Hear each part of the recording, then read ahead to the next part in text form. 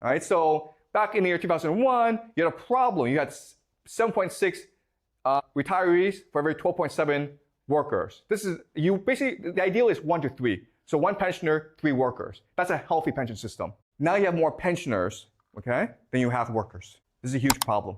These pensions will all go bankrupt in 5 to 10 years' time. At the same time, as I said, old people are not dying. In fact, old people are coming to dominate society. This is America. You can see how people who are 85 and older, whoa, look at this. Look at this.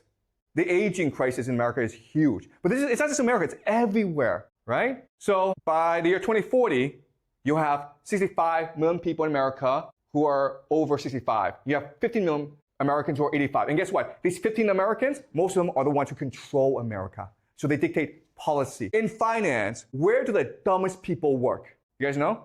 In finance, the dumbest people work where? They work in pension funds. Why? Because it's a boring job. You just sit there and do nothing all day. So these pension funds are constantly getting ripped off from investment banks where the smart people are.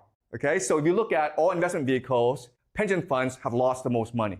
And this has created huge issues within government pension funds throughout the world. Okay? So as you can see, there's volatility in returns in the pension fund. Okay? When you put the money in, the returns will differ year by year, and that screws up your model. If you're a young person, do not put money in the pension fund. Why? Because the value of the pension fund is going drastically down. When you grow up, when you mature and you retire, guess what, guys? There's no money in the pension fund for you because all that money is gone. Why? Because there are too many retirees and not enough workers.